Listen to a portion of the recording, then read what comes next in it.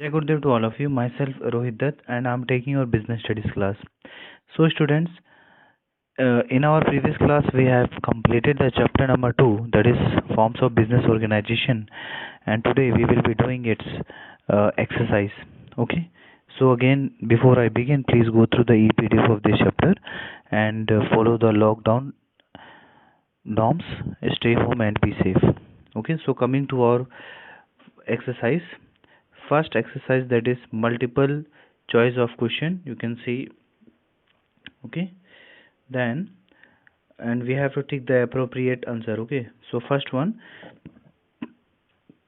the structure in which there is separation of ownership and management is called company. Okay, option C is the right answer, because in a company ownership and management are two different aspects of business.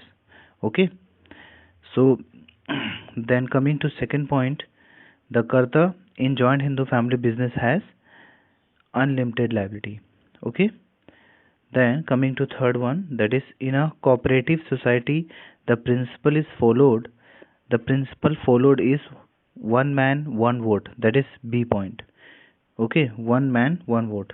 Then coming to next point, the board of directors of a joint stock company is elected by shareholders.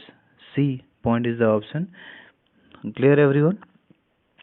Then coming to point number 5, profits do not have to be shared. This statement refers to sole proprietorship. Got it, everyone?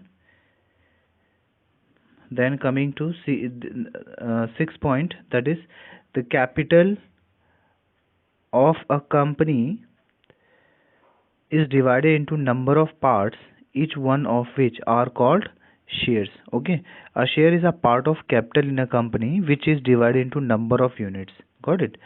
Then coming to next, the head of the joint Hindu family business is called definitely Karta. Okay, so C is your answer. Next, provision of residential accommodation to the members or members at reasonable rates are the objectives of housing cooperative society. Okay, so cooperative housing cooperative are a mean to provide products to a member at reasonable rates.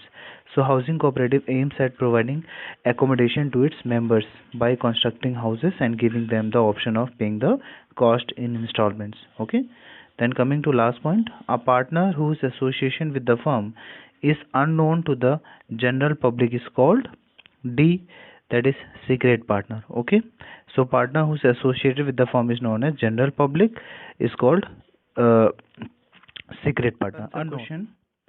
Question number 1, compare the status of a minor in a joint Hindu family business with that in a partnership firm. Okay, so in a joint Hindu family business, membership in the family business is by birth. So this means that as soon as a child is born in the family, he is automatically entitled to share in his family business. So hence a minor enjoys the equal ownership right over the inherited property. So, as per Partnership Act 1923, no minor can be a partner in a partnership firm, but partnership firm with the consent of partners can admit a minor to share the profit of the firm, but he cannot be asked to either contribute capital or bear the loss incurred by a business. So a minor is not legally bound to enter into any legal contracts. He can therefore not be considered to be a partner. Okay.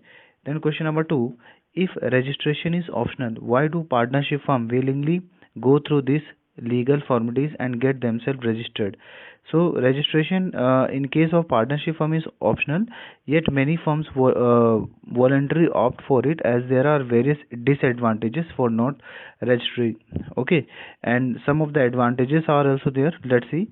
So point number 1, we can say a can suit a suit can be filed by a partner in the court of law against third party. Okay, then second advantage we can say a suit can be filed by the partners against other partners firm for the recovery of loans.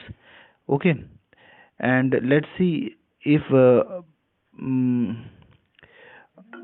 like A suit can be filed by the partners against an unregistered firm by the recovery of loans. Okay, so a suit can be filed by the partners against the firm or other partners for the dissolution of the firm. So a suit can be filed by the partners against the firm or other partners for the settlement of account. Clear? And then coming to next question, state the importance privileges available to a private company. So you have to write down the privileges over here, and we already have discussed the privileges of private limited company as against public limited company. Got it, everyone? Like just you have to write that a private company can be formed only by two members, whereas 7% are needed in public company. Okay, then there is no need to issue prospectus, as public is not invited to subscribe to shares of a private company. Allotment of shares can be done without receiving the minimum subscription, and so on. Then coming to next question, how does a cooperative society exemplify democracy and secularism? Explain. So listen everyone.